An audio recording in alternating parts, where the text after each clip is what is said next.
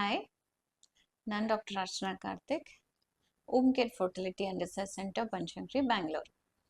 ಇವತ್ತು ನಾನು ನಮ್ಮ ಸೆಂಟ್ರಿಗೆ ನೀವು ಫಸ್ಟ್ ಬಂದರೆ ನಾವೇನು ಮಾಡ್ತೀವಿ, ಹೇಗೆ ನಿಮ್ಮ ಜೊತೆ ಪ್ರೊಸೀಡ್ ಆಗ್ತೀವಿ ಅನ್ನೋದನ್ನು ಹೇಳ್ತೀನಿ. ಫಸ್ಟ್ ನೀವು ಬಂದಾಗ ಫಸ್ಟು ನಿಮ್ಮ ತೊಂದರೆಗಳು ಏನು ಅಂತ ಕೇಳಿಸ್ಕೊತೀವಿ.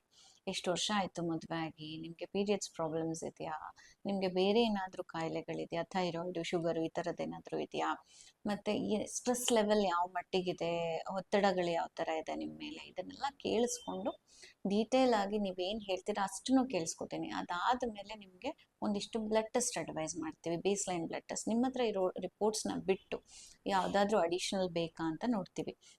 ಅದರಲ್ಲಿ ನಿಮ್ಮ ಹಾರ್ಮೋನಲ್ ಇಂಬ್ಯಾಲೆನ್ಸ್ ಇದೆಯಾ, ಥೈರಾಯ್ಡ್ ಪ್ರಾಬ್ಲಮ್ಸ್ ಇದೆಯಾ, ಶುಗರ್ ಇದೆಯಾ, ಈ ಥರದ್ದೆಲ್ಲ ಚೆಕ್ ಮಾಡಿಕೊಂಡು ಹಾರ್ಮೋನ್ಸ್ ಎಲ್ಲ ನಾರ್ಮಲ್ ಇದೆಯಾ ನೋಡಿ. ನೆಕ್ಸ್ಟು ಒಂದು ಪೆಲ್ವಿಕ್ ಸ್ಕ್ಯಾನ್ ಅಂತ ಮಾಡ್ತೀವಿ. ಪೆಲ್ವಿಕ್ ಸ್ಕ್ಯಾನ್ ಅಂತ ಮಾಡುವಾಗ ಏನು ನೋಡ್ತೀವಿ, ಒಂದು ಗರ್ಭಕೋಶ ನೋಡ್ತೀವಿ.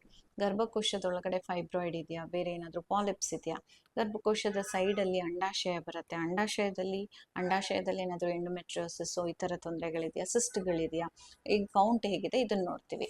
ಇದಾದಮೇಲೆ ಬರೀ ಹೆಂಗಸರನ್ನ ನೋಡಿದ್ರೆ ಆಗಲ್ಲ, ಈವನ್ ಗಂಡಸರಲ್ಲೂ ಪ್ರಾಬ್ಲಮ್ ಇರ್ಬೋದು. ಸೊ ವೀರ್ಯ ಟೆಸ್ಟ್ ಮಾಡ್ತೀವಿ. ಇದೆಲ್ಲ ರಿಪೋರ್ಟ್ಸ್ ರೆಡಿ ಆದಮೇಲೆ ಇಬ್ಬರನ್ನೂ ಕೂರಿಸ್ಕೊಂಡು ನಿಮ್ಮದು ರಿಪೋರ್ಟ್ ಏನು ಅನ್ನೋದು ಡಿಸ್ಕಸ್ ಮಾಡ್ತೀವಿ. ಡಿಸ್ಕಸ್ ಮಾಡಿ ನಿಮಗೆ ಯಾವ ಟ್ರೀಟ್ಮೆಂಟ್ ಸೂಟಬಲ್ ಅನ್ನೋದನ್ನು ಕೂಡ ಆಪ್ಷನ್ಸ್ ಹೇಳ್ತಾ ಹೋಗ್ತೀವಿ.